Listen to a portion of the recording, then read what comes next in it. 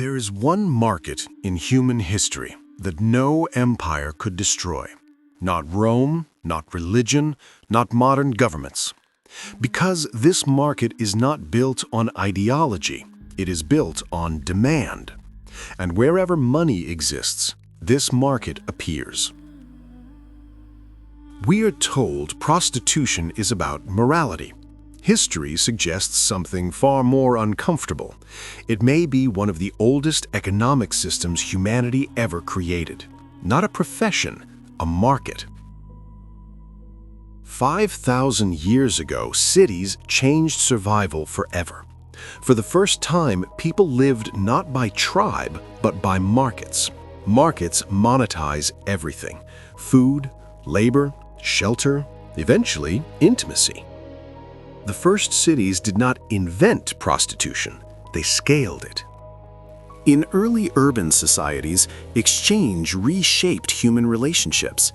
Some rituals tied sexuality to religion, others tied it to survival. But one pattern became clear. When economic systems expand, intimacy becomes transactional. Ancient Greece faced a dilemma: ban the market or manage it. They chose management. State-regulated brothels, fixed pricing structures. Yet sexual economies were not limited to women. Elite male companionship culture also emerged. Status, education, and intimacy often intersected. Markets do not follow gender, they follow demand. Rome understood markets with brutal clarity.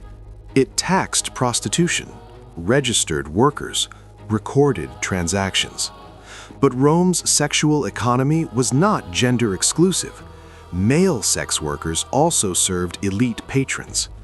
Roman society structured sexuality through hierarchy, not identity.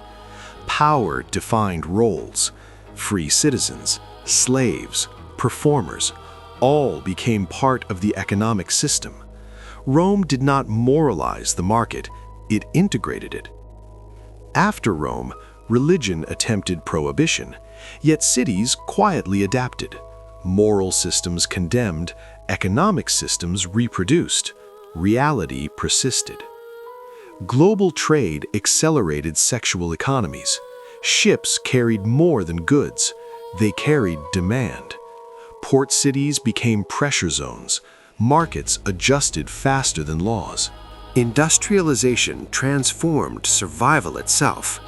Urban migration exploded. Opportunities shrank. Inequality widened.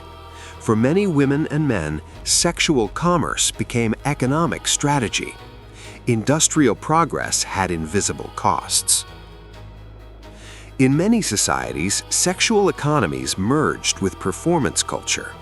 In the Ottoman world, male dancers known as kocheks became central to elite entertainment.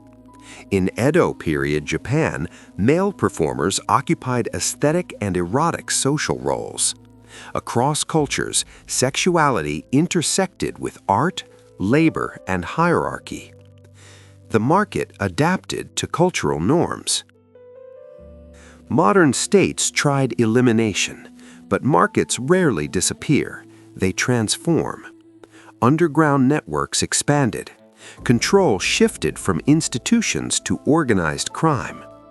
Prohibition did not end demand. It redistributed profit. Today, the market is less visible, more digital, more global, more fragmented. Platforms replaced streets. Algorithms replaced intermediaries. Yet the economic logic remains unchanged. Few places illustrate modern dynamics more clearly than Thailand. Tourism became a dominant economic force. In peak periods, it contributed up to 20% of national GDP. Alongside it, a parallel service economy expanded. Some estimates suggest the broader sex industry may represent between 3 and 10% of economic activity. But modern sexual economies also reflect evolving gender identities. In certain urban districts, transgender performers, often known internationally as ladyboys, became part of the tourism and entertainment landscape. For many individuals, These roles represent complex intersections of labor migration, cultural adaptation, and economic survival. Markets respond not only to demand, but to changing definitions of identity. History reveals a consistent structure where cities grow, where money circulates, where inequality persists, sexual markets emerge, not because societies approve, but because economic systems optimize for demand. So perhaps prostitution is not humanity's oldest profession. Perhaps it is one of the oldest economic consequences of civilization itself. History did not solve this dilemma, it absorbed it. And the real question is not whether this market should exist, but why every society eventually learns to live with markets it cannot eliminate. If you enjoyed this journey into finance and history, hit subscribe and explore the stories most people never hear. Inside Finance History, the story behind the system.